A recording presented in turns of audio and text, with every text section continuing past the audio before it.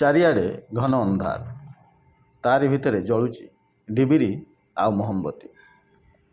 एही मिंजी मिंजी आलुओ चारिपटे खाता बही धरी निज भविष्यत गढ़िबारे चेष्टा करुछंती आदिवासी पिला।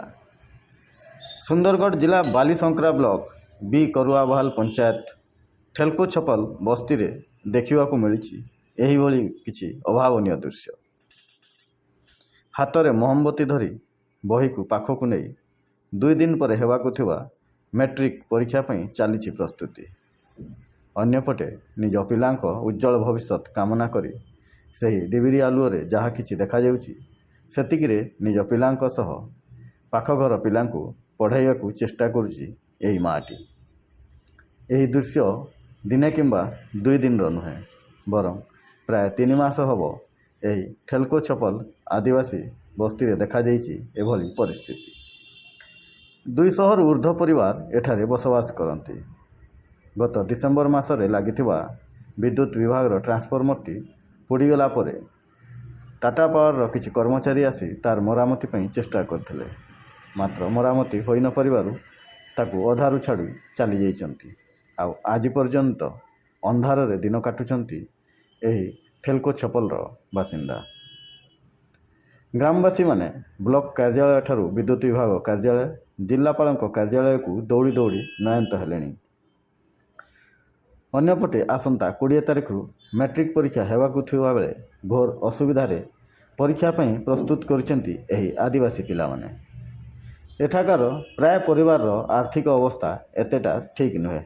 एभली परिस्थिति रे प्रतिदिन मोहम्बती किणी पाठ पढ़िबा आम पक्षे संभव नुहे बोली कहिसेंती छात्री माने।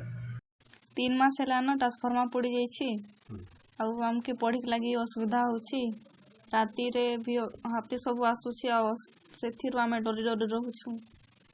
ई मास रो 20 तारिख रे परीक्षा एग्जाम अछि हमर 10th क्लास रो आउ आमे तारे पढुछु आउ तुरंत लाइन ट्रांसफॉर्मर लगे देमे हेले आमे पढ़ी पारमु आउ एग्जाम भल करी लिखि पारमु। सुंदरगढ़ जिला बालीसंक्रा ब्लॉक रो सीमांतवर्ती अंचल होउछि एही ठेलको छपल बस्ती। यार पाखकू लगी रही झारखंड और छत्तीसगढ़। झारखंड अंचल अनेक समय हाथी एठारे आसी प्रादुर्भाव देखई थाए। वर्तमान मध्य संध्या हेले हाथी आसी एठारे घर द्वार भांगिबा सह फसल नष्ट करुथिबार नजर रही।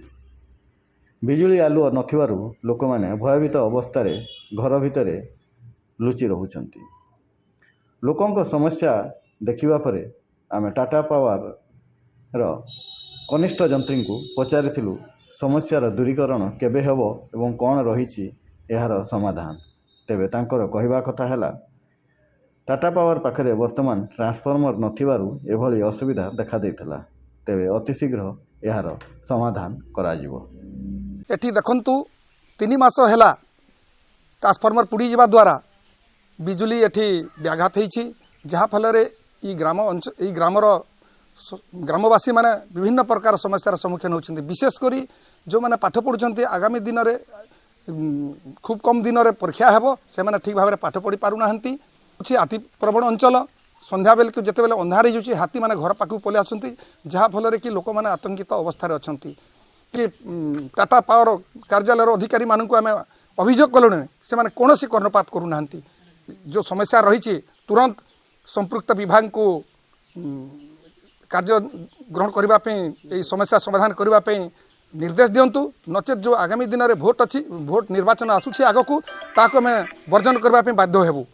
ठेलको छपल जो ट्रांसफॉर्मरटा पड़ी था तार आम रिपेयरिंग ट्राए कलु आम रिपेयरिंग हो पारानी रिजर्वेशन कराई आप्रोक्सीमेटली 1.5 मास पाखापाखि हो 1.5 मास 2 मास पाखापाखि 2 थर आसते गाँ लोक मैंने आसते मुझे भी पठे रिजर्वेशन होता ट्रांसफॉर्मर टी रिजर्वेशन होता आसी ना स्टोर आसी ना जेहेतु समस्त आसी ये सेक्शन ऑफिस को आसते ना सेक्शन ऑफिस नुह ये आम ग्रिड को आसते कथा कही भी आम कहीं गोटे ट्रांसफॉर्मर लगे था जोटा कि लगिगला ना लगी ना देखो जिते दिन से यूज करना इलेक्ट्रिसिटी यूज करना से एनर्जी चार्ज आसोनी गोटे मिनिमम फिक्स चार्ज गोटे थाए 20 टंका सेटा ही आसो जोटा एनर्जी चार्ज जोटा आसे सेटा आसो।